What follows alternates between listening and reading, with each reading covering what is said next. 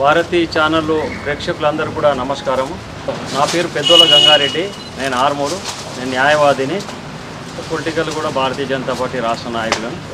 ముఖ్యంగా ఈరోజు ఇంటి పక్కనే ఒక ప్లాట్ ఉంది. ప్లాట్లో వితౌట్ కెమికల్స్, పెస్టిసైడ్స్ ఏవి కూడా వాడకుండా ఒక చెరుకుని మనం ఇక్కడ పండించి దాని ద్వారా మనకు బెల్లాన్ని తయారు చేయడం జరుగుతుంది. నేనే స్వతహాగా హార్వెస్ట్ చేసుకొని మిషన్ పట్టుకొని మనము బెల్లం తయారు చేస్తాను. దాంట్లో భాగంగానే ఈరోజు భాషిత స్కూల్కు సంబంధించినటువంటి విద్యార్థులు వారి యొక్క టీచర్స్ వారు కూడా తీసుకొని రావడం జరిగింది. ఈ యొక్క ప్రాజెక్టు వర్క్లో భాగంగా షుగర్ కేన్ ఏ విధంగా ప్లాంటేషన్ అవుతుంది, ఆ ప్లాంటేషన్ తర్వాత ఏ విధంగా గ్రోత్ అవుతుంది ఎక్స్ప్లెయిన్ కూడా చేయడం జరుగుతూ ఉంది. మరి ఏ విధంగా హార్వెస్ట్ చేయడము, దాన్ని ఉన్నటువంటి రసాన్ని తీయడము, తర్వాత దాన్ని బాయిల్డ్ చేయడము, క్వాంటిటీ తగ్గిన తర్వాత మళ్ళీ ఇంకో దాంట్లో షిఫ్ట్ చేసి దాన్ని బెల్లం అయ్యే వరకు ఉంచడం, ఇవన్నీ కూడా ఇప్పుడు ప్రాసెస్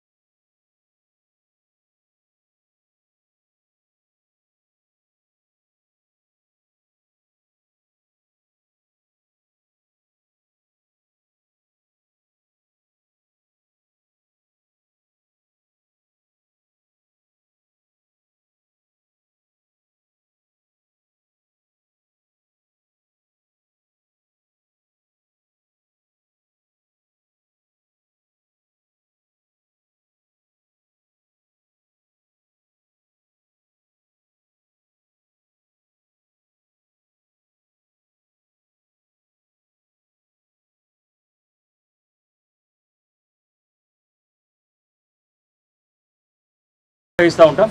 ఇదేంటంటే మనకు ఈజీగా ఉంటుంది. దీని ద్వారా దానికి ఉన్నటువంటి ఆకులు చేయడం దీంతో ఉపయోగిస్తూ ఉంటాం. ఇప్పుడు నేను హార్వెస్ట్ చేస్తాను.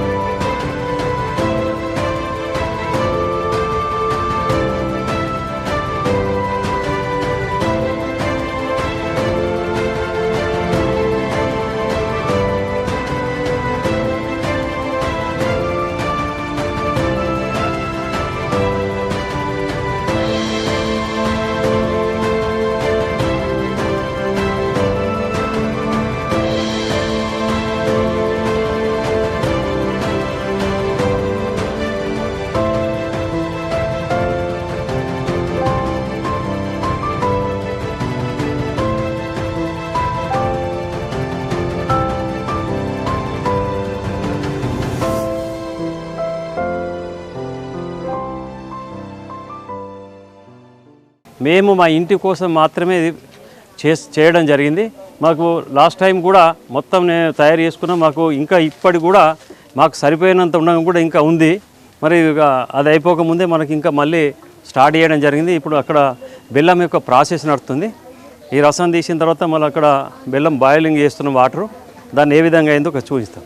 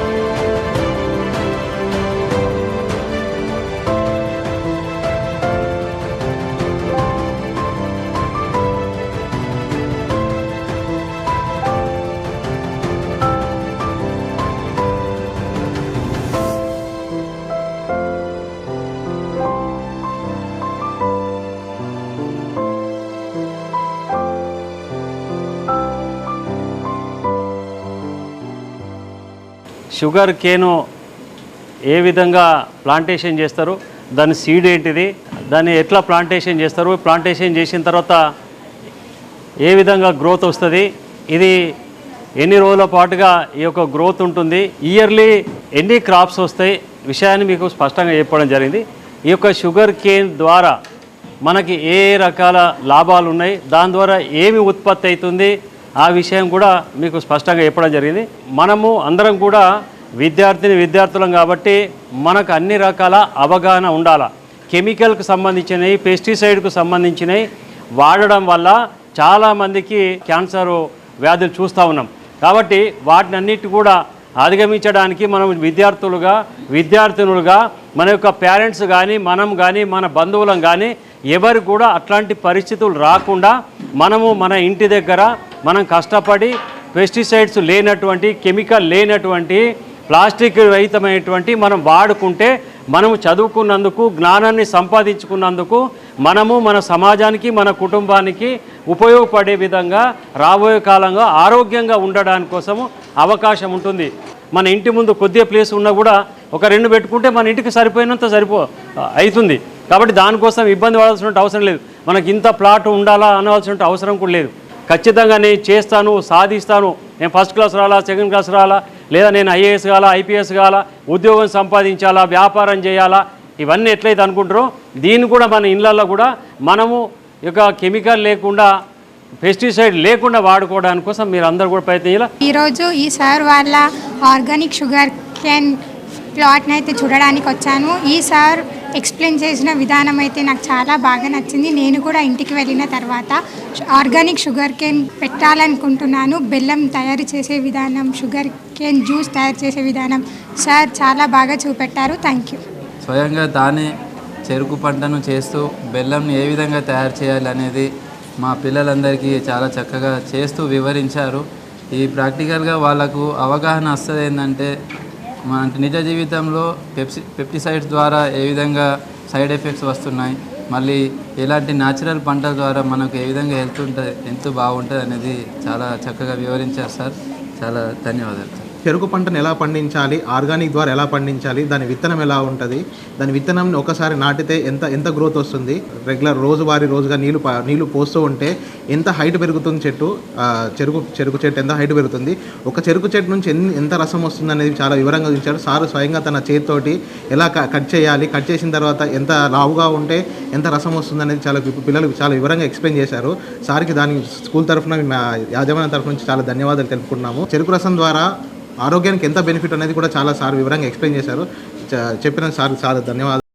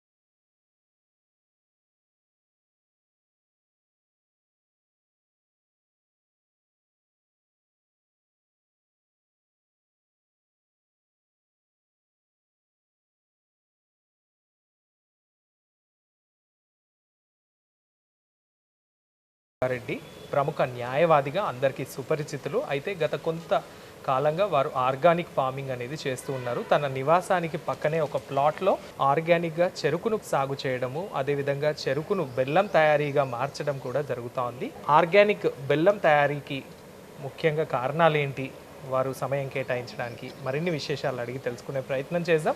ప్రస్తుతం మనతో పాటుగా పెద్దోళ్ళ గంగారెడ్డి గారు ఉన్నారు, వారితో మాట్లాడే ప్రయత్నం చేద్దాం. నమస్తే సార్. నమస్కారం సార్, భారతీ ఛానల్కి మీకు స్వాగతం.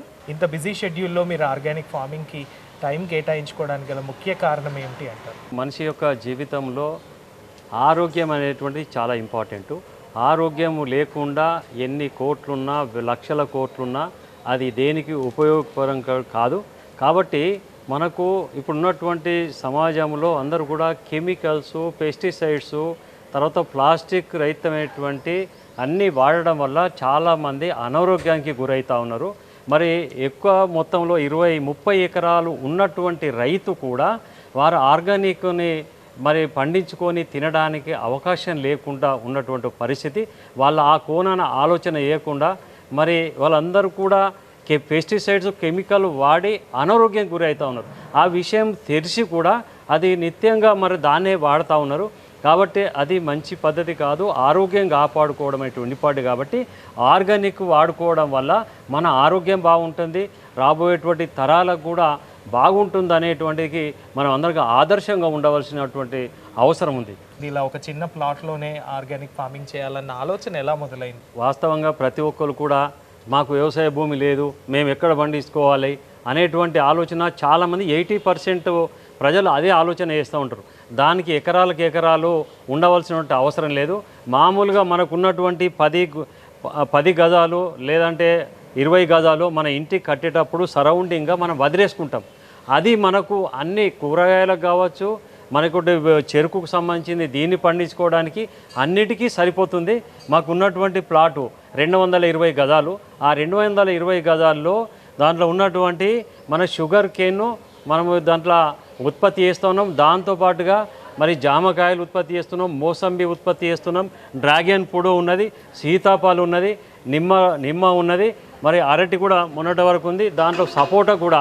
ఇన్ని క్రాప్స్ మనము మొన్నటి వరకు కూరగాయలు కూడా ఉన్నాయి. ఈ మధ్యనే కోతుల యొక్క బెడద ఎక్కువ కారణంగా అన్నీ కూడా ప్లాంట్స్ అన్నీ కూడా చెడిపేస్తూ ఉన్నాయి. మరి మాకు ఎక్కడ కూడా బయటకు వెళ్ళి కొనుక్కునేటువంటి పరిస్థితి లేకుండా ఆర్గానిక్ అన్నీ కూడా మేమే పండించుకుంటా ఉన్నాం.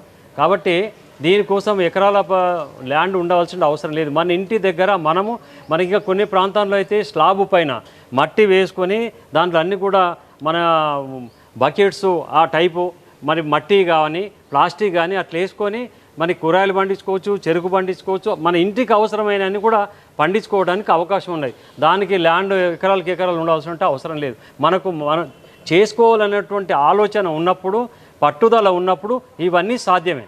ఆర్గానిక్ చెరుకు నుంచి బెల్లం తయారీ అన్న ఆలోచన ఎలా వచ్చింది? ఎన్ని రోజులుగా ఈ ఆర్గానిక్ చెరుకును పండిస్తూ ఉన్నారు, అదేవిధంగా బెల్లాన్ని కూడా తయారు చేస్తూ ఉన్నారు? నేను న్యాయవాది పరంగా కూడా చాలామంది మా దగ్గరికి క్లయింట్స్ వస్తూ ఉంటారు. చాలామంది మరి వ్యాధులతో ఇబ్బంది పడుతూ ఉంటారు.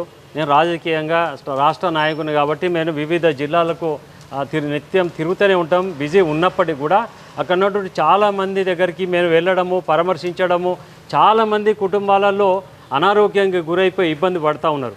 దాని కారణంగా మన ఆరోగ్యము మన చేతుల్లో ఉన్నది. మన ఆరోగ్యాన్ని మనం కాపాడుకోవడానికి అవకాశం ఉంది. కాబట్టి ఇది లేకుండా మనం ఎంత తిరిగినా, ఎంత బిజీ షెడ్యూల్ ఉన్నా, మనం ఎన్ని ప్రాక్టీస్ చేసినా, మనం కోర్టుకు వెళ్ళినప్పుడు కూడా ఆరోగ్యం బాగోలేకపోతే ఇవన్నీ ఏం చేయలేం.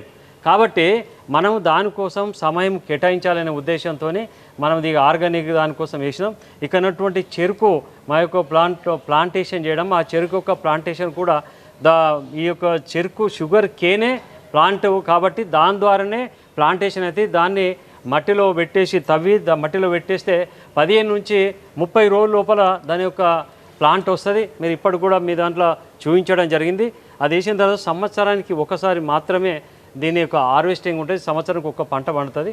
దానికి సంబంధించింది మన క్షేత్రస్థాయిలో కూడా అన్ని వాడంగా పెస్టిసైడ్ కానీ మందులు కానీ అన్నీ వాడితే కూడా 10 ఫీట్ల కంటే ఎక్కువ రాదు.